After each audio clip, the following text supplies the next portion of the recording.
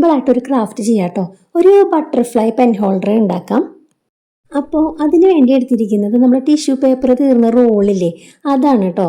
അതിന് നമുക്കൊന്ന് കവർ ചെയ്തെടുക്കാം. അപ്പോൾ ഒരു ചെറിയൊരു പേപ്പർ എടുക്കുക. കളർ പേപ്പർ ആണെങ്കിൽ ഏത് കളറായാലും കുഴപ്പമില്ല, ഒരു ലൈറ്റ് കളറാണെങ്കിൽ നല്ലത്. അതിലേക്ക് നമുക്കതൊന്ന് കവർ ചെയ്തെടുക്കാം കേട്ടോ. അപ്പോൾ ഇത് കവർ ചെയ്യാനായിട്ട് ഏറ്റവും സിമ്പിളായിട്ടുള്ളൊരു മാർഗ്ഗമാണ് കേട്ടോ. ജസ്റ്റ് ഇത് ഇങ്ങനെ ഒന്ന് റോൾ ചെയ്തെടുക്കുക. അത് കഴിഞ്ഞ് മുകളിൽ ഇതേപോലെ ഒന്ന് കട്ട് ചെയ്ത് കൊടുത്തിട്ട് ആ പശില്ലേ അത് ഇങ്ങനെ മുകളിൽ മാത്രം ഇട്ടാക്കി കൊടുക്കുക. വെറുതെ ഒന്ന് മടക്കി വെച്ച് കഴിഞ്ഞാൽ അത് കറക്റ്റായിട്ട് ഒട്ടിക്കിട്ടും കേട്ടോ. അതേപോലെ തന്നെ പുറകിലും കട്ട് ചെയ്തിട്ട് പശ തേച്ച് നമുക്ക് ഒട്ടിച്ചു കൊടുക്കാം കേട്ടോ. അപ്പോൾ പെട്ടെന്ന് തന്നെ പരിപാടി കഴിഞ്ഞു കേട്ടോ. ഞാൻ ഇത്രയും ഈസി ആവുമെന്ന് വിചാരിച്ചില്ല. ഇനി ഇത് നല്ല ഒരു ക്യൂട്ടായിട്ടൊരു ബട്ടർഫ്ലൈ ആക്കണ്ടേ. അപ്പോൾ ഒരു വലിയ കണ്ണൊക്കെ ഒന്ന് വരച്ചു കൊടുക്കാം. ബട്ടർഫ്ലൈ പിന്നെ കുഞ്ഞായിരിക്കും, എന്നാലും നമുക്ക് ഇച്ചിരി വലിയ കണ്ണൊക്കെ കൊടുത്തിട്ട് നല്ല ഭംഗിയിലാക്കി ഒരു ക്യൂട്ട്, കണ്ടാൽ തന്നെ ഒരു ക്യൂട്ടാക്കി എടുക്കാം കേട്ടോ. ഒരു കുഞ്ഞ് പിങ്ക് കളറിലുള്ള കുത്തുകളൊക്കെ ഇട്ട് കൊടുക്കുന്നുണ്ട്. ഇനി ചിറക് വേണ്ടേ? ചിറകിന് വേണ്ടിയിട്ട് നമ്മൾ ടിഷ്യൂ പേപ്പർ ഇട്ട് എടുക്കുന്നത്. ഞാൻ ഇച്ചിരി വീതി കുറഞ്ഞ ടിഷ്യൂ പേപ്പർ ആയ കാരണം ഒരു 3 എണ്ണം വെച്ച് ഒട്ടിച്ചിട്ടാണ് കേട്ടോ ചെയ്യണേ. പിന്നെ ഒരു 2 ലെയറുള്ള ടിഷ്യൂ പേപ്പർ ആണെങ്കിൽ നല്ലതായിരിക്കും. ഞാൻ ഒരു ലെയർ എടുത്ത കാരണം ഒരു അല്പം കട്ടി കുറവുണ്ട്. അത് ഇങ്ങനെ സ്റ്റിഫായിട്ട് ഇങ്ങനെ നിൽക്കാനുള്ള തളർന്നു പോകുന്നുണ്ട്.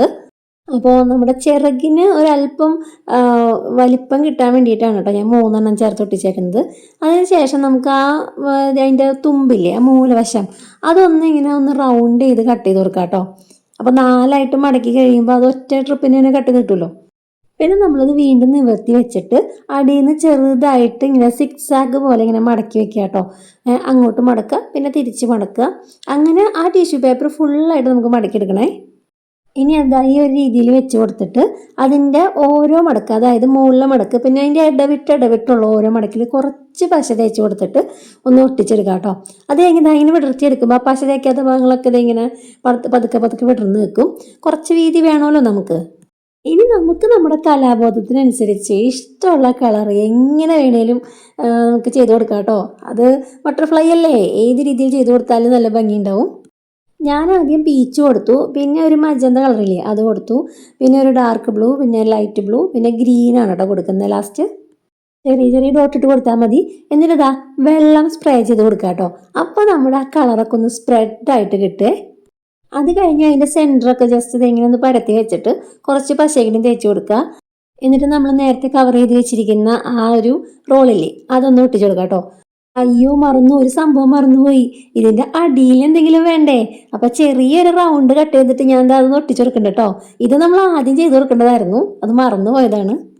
ഇനി കൊമ്പ് വേണ്ടേ? അപ്പം ഞാൻ എടുക്കുന്നത് ഒരു ബ്ലാക്ക് കളർ പേപ്പറിൽ നിന്ന് ചെറിയൊരു 2 പീസ് ഇങ്ങനെ കട്ട് ചെയ്ത് വെക്കാം കേട്ടോ. പക്ഷേ ഒരു കമ്പി ഉണ്ടെന്നുണ്ടെങ്കിൽ നല്ലതായിരിക്കും. അപ്പം ഒന്ന് നേരെ നിൽക്കും കേട്ടോ. ഇത് കുറച്ച് കഴിയുമ്പോൾ ഇങ്ങനെ തളർന്നിങ്ങോട്ട് പോരും. അനുഭവം കൊണ്ട് പറയാൻ കേട്ടോ.